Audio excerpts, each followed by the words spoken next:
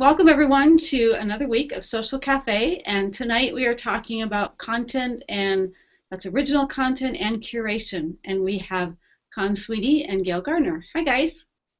Hello. Gail, I seem to like to put you on the spot because I think this is like a pattern, but do you mind bringing us up to speed on what happened in the Twitter chat as far as conversation, ideas, topics, and so forth about this particular topic of content and curation? Well, we were just basically talking about what everybody uses to find great content and then to share it, and whether they use editorial calendars or some kind of tool that allows them to schedule their social media activities. And a shout out to, what is it, UNT? What is that, Con? What university? University of North Texas, many of their students were with us tonight. They were also in the previous chat that I was on, LinkedIn Cafe with Viveka von Rosen. I suspect that their professors have been assigning these chats as part of their curriculum. Yep. So shout out to you guys. Thanks for joining us.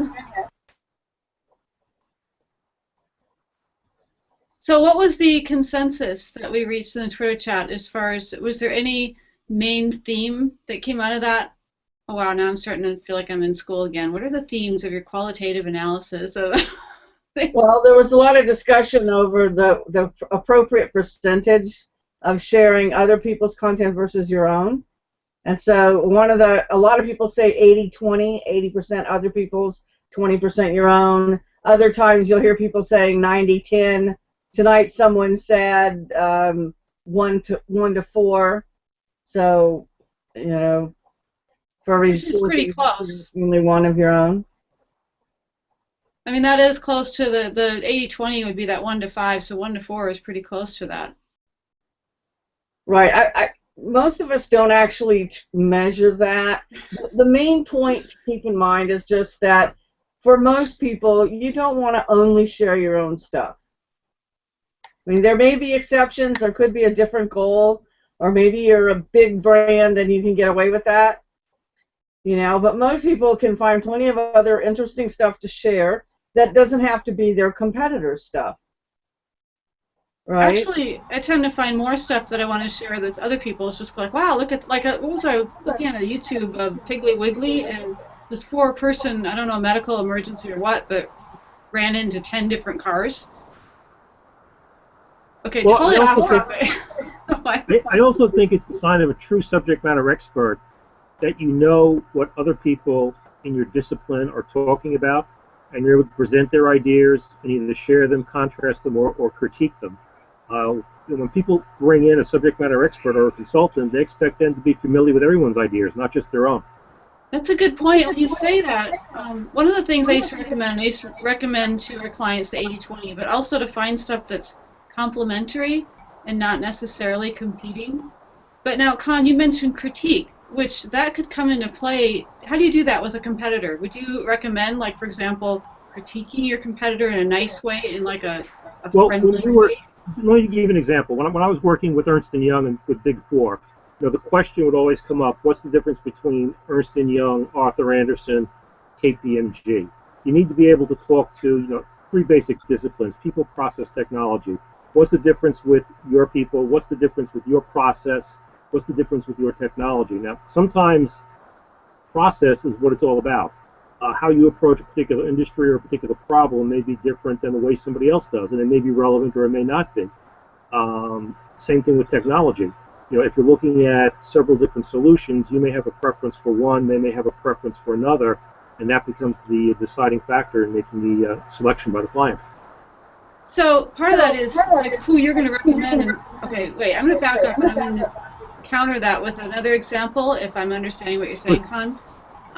For example, I used to work for Internet Marketing Ninjas, and just momentarily I'm going to mute you for just a moment. Okay. Internet Marketing Ninjas, and they are a full-service marketing agency, and there's also another competing agency in the area called Over It. Now, if I were to say, and we're keeping this nice, the idea is not to bash any company. One way of taking two companies that are competing against each other and actually differentiating so that both companies win, if you will, would be to say that Internet Marketing Ninjas actually specialize on the online portion and not necessarily the traditional PR, whereas Over It really specializes in the video, the digital media end of it. They have a full service video, and they have a sound studio and everything. So that's a way to say these are two companies that are competing, but we're going to pick the highlights of both of them. Is that kind of what you're looking at, Con?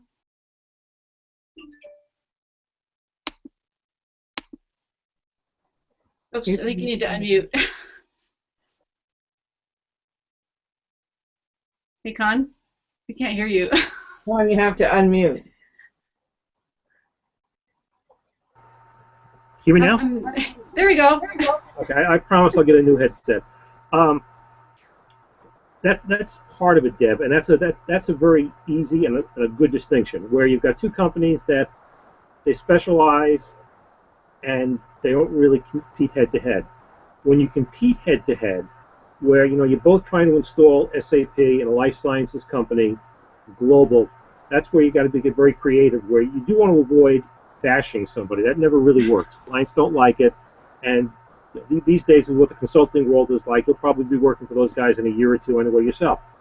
The important thing is to try to get into understanding what that client really wants or needs. And sometimes it just comes down to the personalities of the team that's doing the engagement. It's just a better chemistry.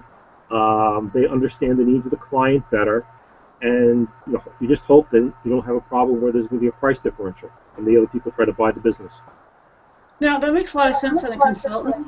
And what happens if, Colin, you work for Ernst & Young and you're sharing content? Do you just avoid Arthur Andersen content, or do you say it in a nice way?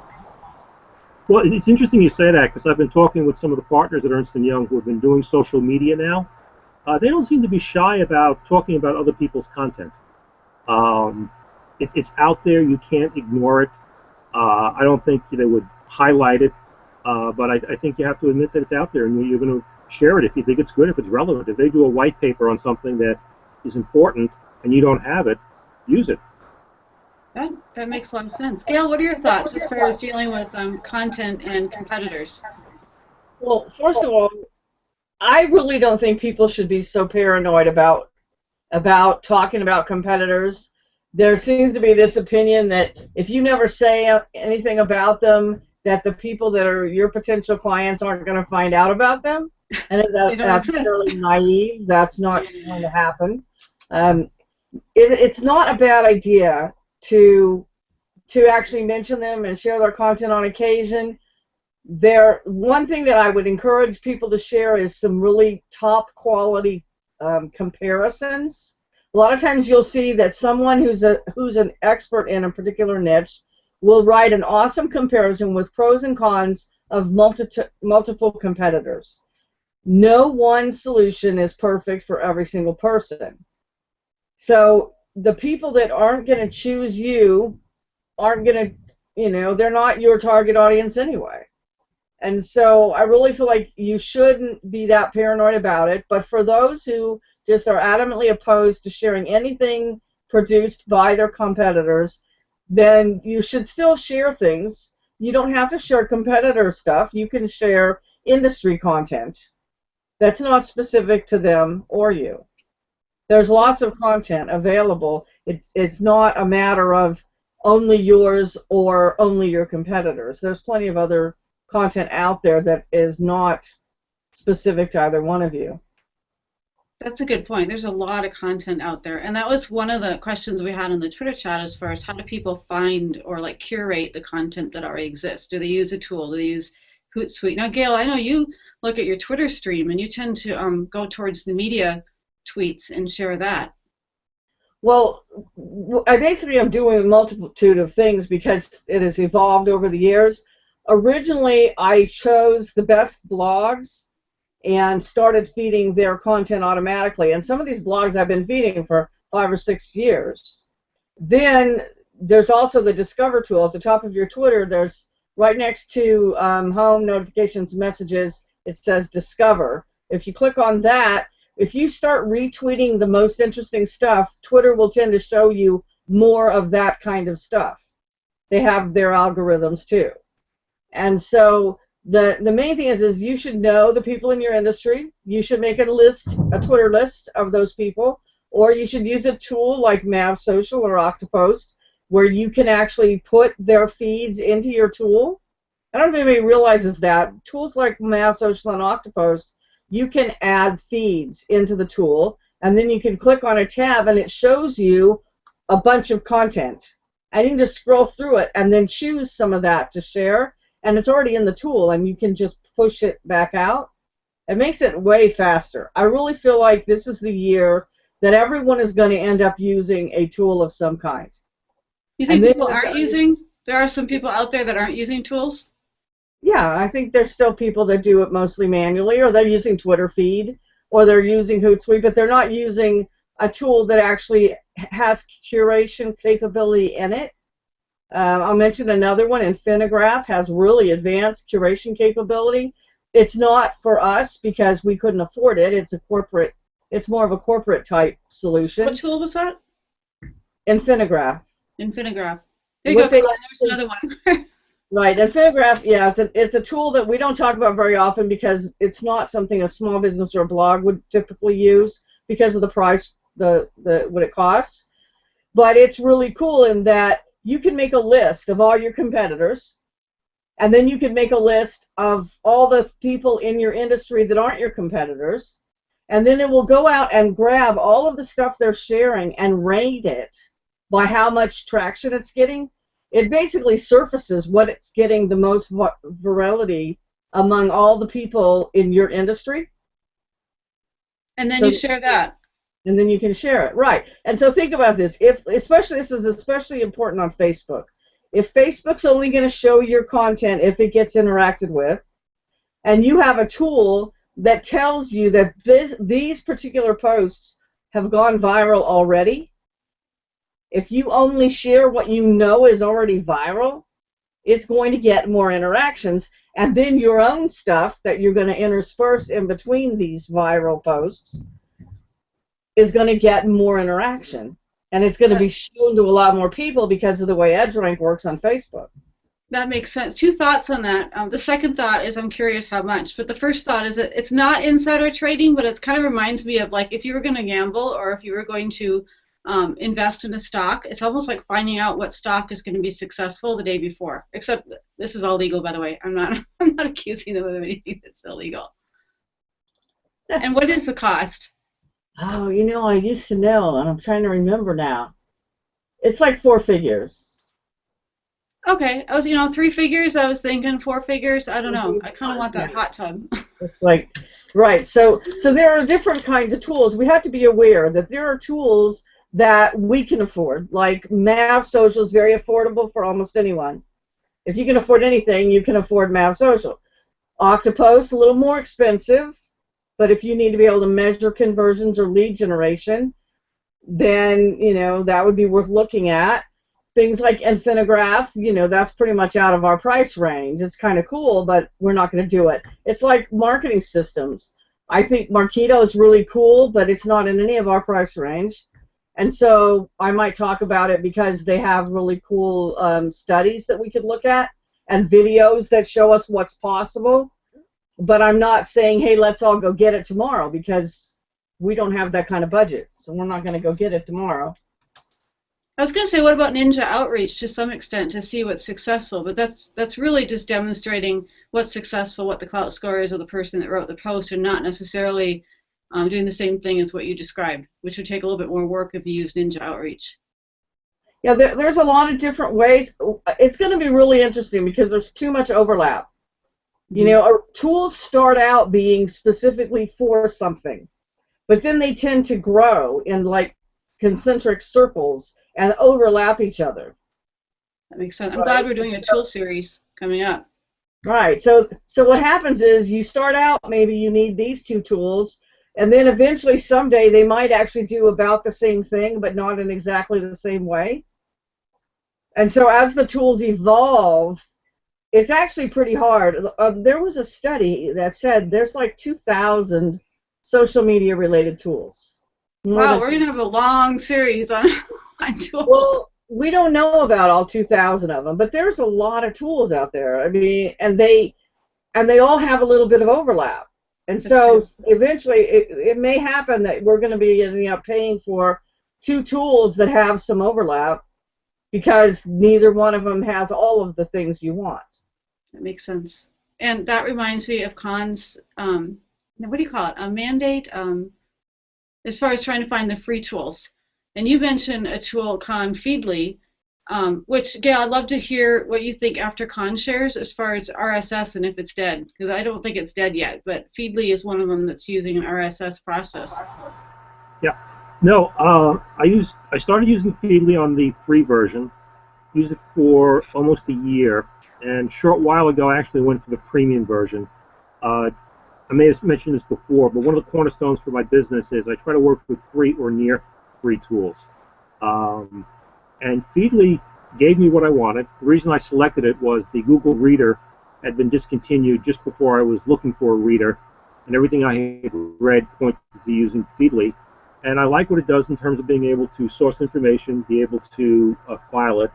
It works with a lot of the other tools that are out there, Evernote, If This Then That, Pocket, several others, and I'm still exploring all those options. So for somebody who's got a very low budget, Feedly I think is still a good tool, but I think readers still have a place out there.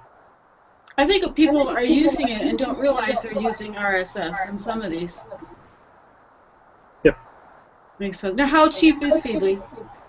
The free is free, and it's very powerful, and I think I paid, because I got a Black Friday special just before Christmas, I think I paid $45 for an annual subscription. Okay, so every year you'll wait for the Black Friday. Which We're definitely... the king of coupons in this house. Very cool, very cool. Gail, what are your thoughts on feeds and RSS? Right, so what it was originally needed for, what people were using it for, was to read all the blogs they wanted to visit in one place. And for that kind of faded away. And email actually didn't get, everybody thought email would be dead, but what happened was email didn't go away. But RSS is useful for other things. Like I use Twitter feed to feed it into my Twitter or my Facebook or my wherever. Some of these tools I mentioned, Mav Social and Octopost and FeedBlitz, a bunch of tools that we use RSS for. I don't think RSS is going away, and a lot of people aren't aware of this. It's actually built into WordPress. That it's not only built into WordPress, it actually author feeds. So if I have a blog and I let you write on my blog, did you know you actually have a feed on my blog already? Automatically, WordPress provides that. A lot of people don't know that. You can also, let's say that you're me and you write on 20 different sites.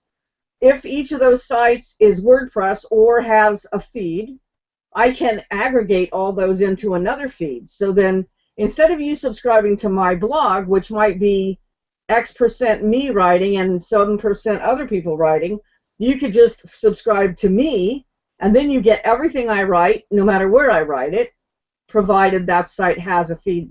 Most sites today have feeds. And so I really don't think that that's going to go away. I know a lot of bloggers aren't aware, and a lot of small businesses aren't aware that they have a feed already. But if you have a WordPress blog, you have a feed. And the way to find it is to go to yourdomain.com/feed. Try that, and you should get a page that has a bunch of your most recent posts. That's your feed, and you can share it with people and use it to pull your content or push your content wherever you want it. Definitely. And if it does pop up, it may pop up for another application depending on what your OS is that says, hey, we need an actual feed reader, like what Con mentioned, Feedly, popping up and reading that feed in another application. I believe that. In my case, it just opens a page and there it is. But I use Linux, and so it may be different for Windows or for Mac. And then if you want to make it pretty, you can use the program that Gail and I love, FeedBlitz. I assume you still love FeedBlitz, Gail. Yeah, my aggregated RSS feed is through FeedBlitz. FeedBlitz is really simple. So let's say I just started writing for All Business. I can grab my feed, go into my FeedBlitz account, open that one section and paste that link in there, and boom, it's automatically adds all my content as I publish it. As a post gets published, it automatically goes out to anybody that wants to subscribe to my aggregated feed. Exactly. And I think it was a mutual friend of ours, Christy Hines, that really got me going on, what is it, WordPress RSS aggregator. And I went and bought the Primo $300 package, which you don't have to buy. I think you can use it free. I think that's what Christy is actually using, the free one, to aggregate all of her writing. And she writes all over the place on the internet into one feed. So you don't have to pay money for it. I just wanted all the toys. And Colin, we might want to add them too. That is I think it could use some more exposure because it's a phenomenal tool as far as being able to, what Gail described, aggregate all the different places where people are writing. We should probably start coming up with our second tranche of tools for the next go round, and then certainly we can pursue them. Definitely.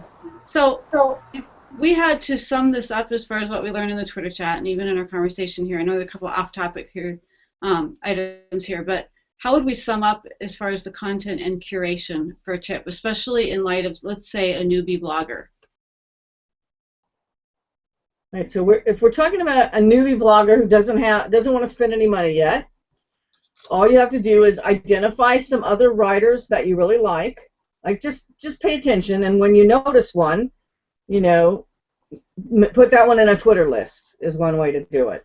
Or get Twitter feed, which is free, and feed that content into your own Twitter. So I actually the way that I keep up with what other bloggers I know are writing is that I actually feed it into my Twitter, and I have a habit of searching for GrowMap on Twitter to see what's in there.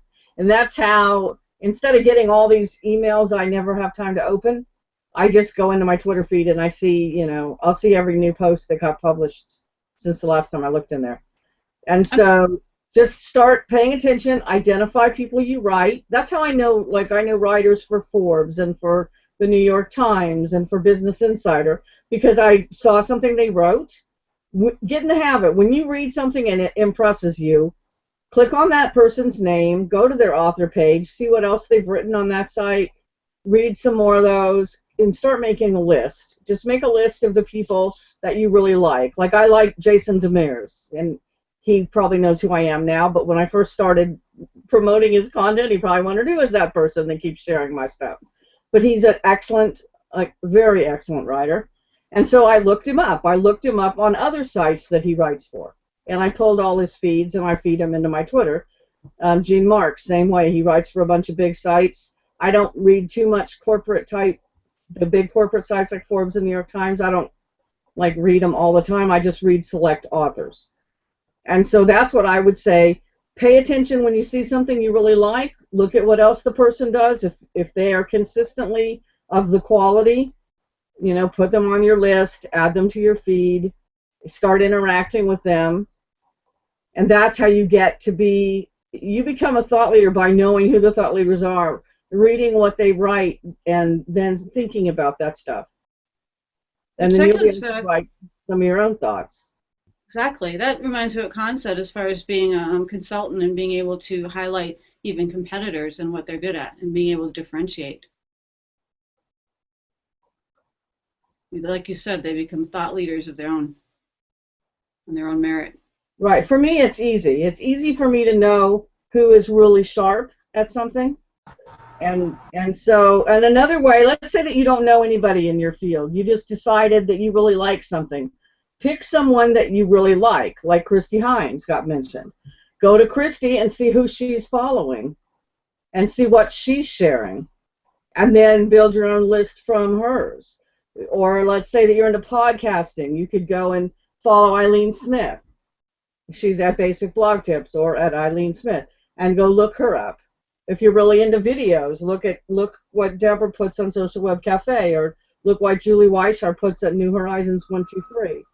And so you only have to find one really sharp person, and then see who they are promoting. Let's say you want to learn analytics. You don't know anything about analytics. If you know that Avinash is the #1 analytics guy, go look him up and see who he shares content with or interacts with. Those are the other experts in the analytics field. Don't get to then you can find them. Fun? One other recommendation I would make there too, I agree with everything Gail said, is if people have written books and you have a blog, do book reviews. They get you a lot of reshares and gets you the attention of these people very quickly. That's a good idea. If you want fresh content, you have your own content, your own book review. That's a great idea. I've done it several times, and it's helped me a lot. Yeah, It makes a lot of sense. it is a very good idea. One of the first book reviews I did, I actually got contacted by Wiley Books, and they asked me if I wanted to write a book. Wow, cool. Did because you? of the book review. And I actually have a book en route right now from an author who contacted me and said, "Do you want to review my book?" I said, "Sure." Very cool. So they're actually sending me a physical book. So I have a bookshelf of physical books that I've reviewed for other writers. And normally too, if you look at the cover of a book, it'll usually have like blurbs from three or four or five other people recommending the book. Those are other people you want to look up. Because if you want your book to get popular, you ask someone famous to write the foreword or the little blurb for the back of the book. So even if you're not famous yet, maybe the famous person is featured on the front of the book or in the back, but you could be one of the other 4 or 5 people that have actually written a review that's within the book, and that helps you on your path to become famous. Then you can be on the cover. There's a lot to be said for hanging out with the posse. Yeah, exactly. That's good. Hey, that sounds like a book. Is that a book yet, Con? Because you should write it if it's not. I think I may. There we go. Well, thank you guys for joining us on the topic of content and curation. My pleasure as always. And just a selfish little shout out for Michael Q. Todd's show, Web Tools TV. Tomorrow night, we actually have another option for content. It's called Meddle It. So we'll have Ted Poinet joining us and talking about an option for people who don't have a lot of time to create content, but they also have ideas and thoughts, and they're thought leaders. And this is a quicker way to really get out there and have some influence. So join us same time as Social Cafe, but it's Wednesday nights. So otherwise, we will see you again, same time, same place, next week on Social Cafe. Thanks, Con. Good all. Thanks again. Good night, everyone.